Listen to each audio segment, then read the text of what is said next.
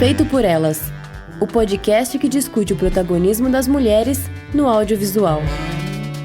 Oi pessoal, eu sou a Camila Henriques e essa entrevista faz parte da nossa cobertura da 49ª Mostra Internacional de Cinema em São Paulo.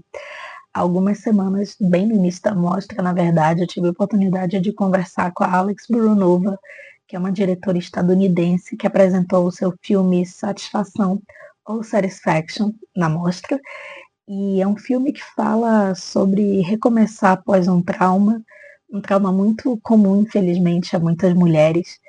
E ele usa da natureza, de uma ilha grega como meio que uma metáfora emocional para esse estado dela, dessa personagem que é vivida pela Emma Laird, que fez o filme O Brutalista no passado. E a Alex demorou 10 anos para produzir esse filme, para colocar ele foram 10 anos desde o primeiro tratamento de roteiro, primeira ideia, até chegar aos festivais. E é um filme que eu gostei bastante, escrevi crítica para o Feito por Elas, já está online, e vocês conferem essa conversa agora. Okay, done. Okay, so we're here with Alex Burunova. Did I say it right? Yes, you did. Thank you so much. Now, for the screening of the film, you mentioned that the film took about 10 years to get made. And we were talking before about the challenges of being a woman filmmaker, independent filmmaker, and also the subject matter. I read that there were up to 110 drafts of the screenplay. Could you walk us through the journey of the film? Yes, it took such a long time to make because of three main reasons. One, it's a very personal film, and two, really get honest with yourself and be able to speak from the heart and write from the heart. That takes time, that takes drafts. So hence 110 drafts. So that took, 6 years to stop dancing around some issues and really address, how this screenplay is making me feel as an artist, how the events of my life made me feel as a person, and be really, really honest. So the second part is it's a personal film, it's a drama, and it's a really female-centric film. It focuses on the female journey, and that's a tough pitch for investors. So raising funds for this film took a while too. And we produced it independently outside of a studio system, outside of a big production company. And me and my producers were going around fundraising for so many years until we found the right people who wanted to help us tell the story, who believed in the message, who believed in how important it is, and believed in the craft of the screenplay as well. And the third thing that took a while is it's a story that lives in it being authentic. It works only if it is authentic. So casting took a while, and finding the right actors who could inhabit these characters, who could be so authentic with the material, it took a while. It took 3 years as well, and that's why we're here. I was going to ask you about Emma, who plays the lead character. The movie relies on her because there's a lot of close-ups, and she goes through such an intense journey of being an artist, someone who gets her art taken from her, which I think it's a very important subject to talk about because even in this day we have that. And the events that happened to her. I read that one of your producers found her in the dailies of the Brutalist. I wonder, what was it like? We got really lucky with Emma. So one of my producers was working as an executive producer on the Brutalist, and they were getting dailies. And so one day he called me up and he's like, "You have to check this girl. She's amazing. She's incredible." And I wasn't sure about that. I'm like, what's her name? Who's that? I've never heard of her before. But I went and I saw the dailies, and I was so floored by her performance. So authentic, so embodied, and every take was different from the rest. It wasn't prepared. She was completely in the moment. I mean, she's a genius. I really think she's the next Meryl Streep. We will know her name. She'll win Oscars for sure. There's no doubt about it. She's amazing. And so, not only she's talented, she's also a hard worker. She prepared for 6 months for this role.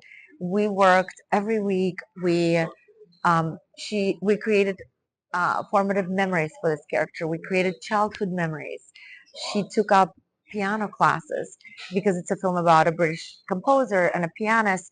And so she didn't rely on hand doubles. She wanted to play herself. It looks like she's playing. She played a lot of it herself. So we didn't really, I mean, we used a hand double who was also our composer, Midori Hirano, but we didn't need to rely exclusively on the hand double. Emma learned the pieces. Emma learned to play piano well enough to pass as a classically trained pianist. And that level of preparation, that level of passion and dedication. And besides that, she did a lot of research. She went and she met with a lot of British composers from that specific part of East London. She went to the conservatoire. She immersed herself in that world. She was, interviewing students, like, how does it feel to be a student in a conservatoire? How much free time do you have? Do you party? What kind of drugs do you take? What's your dating life like? Like everything. So she did her work so that the character she portrays is not like a interpretation of other characters she's seen in movies, but a real lived-in person. Yes, I think she's amazing. The cast is all amazing, but the film depends on her to be good. Yeah, she's in every scene. She's almost in every shot. And I envisioned that. That's why it took me 3 years to find my Lola. I've been trying to cast this part for 3 long years. I completely see. Now that I saw her, having seen her in the role, she was really impactful, and that's what I want to talk to you about. You mentioned that the story is very personal to you, and that took a while. That in the writing of the script, and I have felt as a film critic a discomfort in watching certain depictions of women on screen, and so I really enjoyed the way you crafted all that she goes through, sometimes relying on her eyes. You see everything that's happening, and you know what scene I'm talking about in her eyes, and through and with the use of the sounds and no soundtrack sometimes, and then the waves. I really love the whole conclusion, combination of those elements. I wanted to talk especially about this choice of having music in certain times and then in others just the sound of the waves and her face. Yes. The sound and the music are integral to the story. I wanted to make it an immersive oral experience, an immersive sound experience, because it's a story about a young composer who processes her world through her relationship to music and sound. She processes her relationship to herself through music and sound. We see in the beginning of the film, she's recording random sounds of bicyclists and people talking and raindrops and metro. And then she incorporates those sounds into her classical music.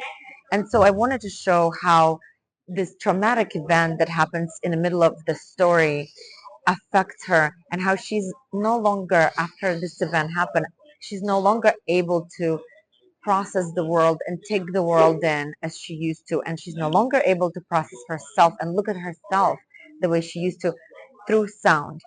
So in the beginning of the film, in London 2 years prior, there is music, there is sound, chaos, people, there is lots of sound.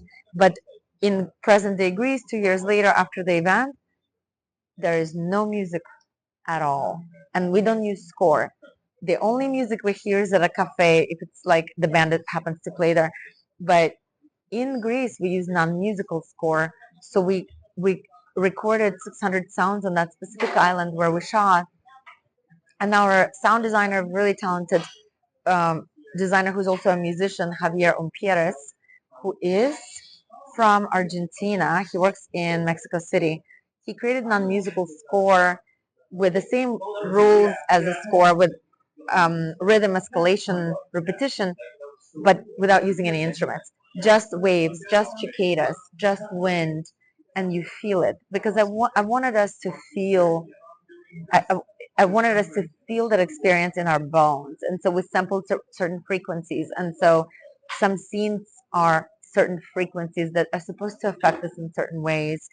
And yes, a lot of the experience of the film is in Lola's face. It's in micro expressions. And Emma is so good because she delivers. She doesn't need to speak. She doesn't need to say the words because we can see it in her eyes. And that pivotal scene, the scene of trauma, I chose to set it on her portrait. There's one cut only, and the rest is on her face. It was scripted that way. It was shot listed that way because I wanted us to experience her shutdown and what that feels like when when you shut down, where you it's an automatic choice. It's not a choice. It's a reaction to certain traumas, to certain shocking experiences, a reaction of your body to no longer start be processing it. It's very powerful. Something that I really love about the film is it's set in Greece, and we have seen very happy depictions of Greece. From here, Yeah. The beautiful Greece, but here we see a different side of Greece. You said that it was supposed to be more colorful than the projection I saw, but I really enjoyed it. That it feels sad. It feels very closed. Sometimes she feels like she's in a prison. That house is very without life. I wanted to talk about the setting and why did you choose that space, that place, that island. So the island, I knew I wanted to set the film on a Greek island almost from the beginning. And so I didn't know, I haven't been to many Greek islands. So I went on a tour as I was writing the script, and I went to 8 islands. And this specific island, is Antiparos, was the last on the tour. And I was so tired, I was going to skip it. And then, of course, as with every good story, I decided, fine, I'll go there. And the moment I set my foot off the ferry, I had a deja vu, like I've already been there and I already shot the film, and I liked it. And that feeling of being there, and a feeling that the movie belongs on that island was stronger. So it's not really something I can explain. It's a feeling. That's why this island. But then I started exploring it, and indeed, the island had everything I need to tell the story in the right way. It had all these impressive architectural gems that are these modernist buildings built into a cliffside that are so cold and austere and gray, but so magnificent. And they match the island, which has this like empty seascapes and landscapes. And like this is where Ingmar Bergman's persona came to mind, where very photo-like. Yes, exactly, where it feels the way the character feels. It's beautiful. I should be grateful, right? But it doesn't feel warm. It doesn't feel good. And uh, it makes you feel kind of isolated and small. And we didn't need to do a lot. We didn't need to do a lot of production design. The island, the architecture was speaking for itself.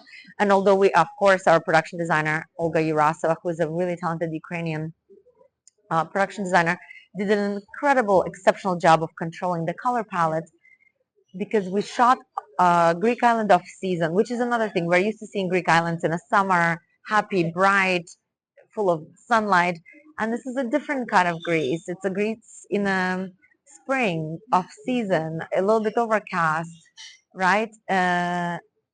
So I wanted to set it in a kind of in between time, in between moments, and I think it's very beautiful. Thank you. It has the idyllic quality, but it's very sad. And at the very end, at the very end, you feel it. Now, just to end things up, in our website, we talk about female filmmakers, and we like to end our interviews with a recommendation. You're giving a recommendation of a female director or a female directed film that has inspired you or that you want to recommend. Oh my God, so many. I'm so bad with names.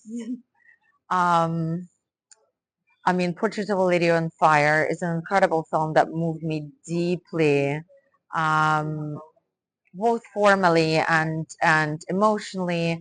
Baby Girl is another incredible film by an incredible filmmaker. That something that I haven't seen before, exploring female sexuality from female point of view with such joy and such just it's so exciting and so raw. and fearless. Just watching it, I was like, yes, The Substance by Carly Farjaw, the female rage personified. I was just watching it, so happy that films like that exist. There's so many amazing female filmmakers coming out, telling their stories in a really nuanced, thoughtful ways. Blue Heron is a film that's playing at the festival, actually, that is really incredible and unique and fresh. So many. This is a tough question.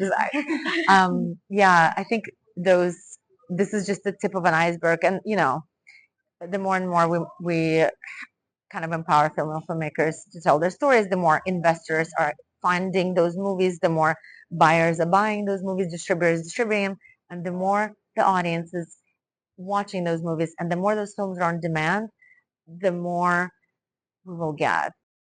Siga o Feito por Elas nas redes sociais, Blue Sky, Instagram e Letterboxd, avalie no iTunes ou no aplicativo de sua preferência. Além do site do feed, os programas estão disponíveis em todas as plataformas de podcast e também no YouTube. E se você quiser, pode entrar no nosso grupo de Telegram, que é conhecido como o melhor lugar da internet para conversar sobre qualquer coisa, não apenas cinema. Mande seus comentários pelo nosso e-mail contato@feitoporelas.com.br ou no nosso site feitoporelas.com.br.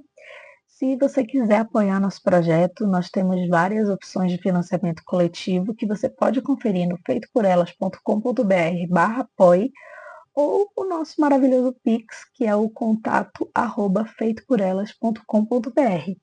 Outra forma de nos ajudar é recomendar o nosso projeto para qualquer pessoa que você ache que vai gostar dele.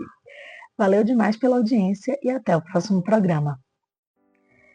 Entrevista, pesquisa, pauta e apresentação Camila Henriques, edição de som Isabel Wittmann, transcrição e tradução Isabel Wittmann, produção e arte da capa Isabel Wittmann, vinheta de abertura composta por Felipe Ayres e locução da vinheta Débora Garcia.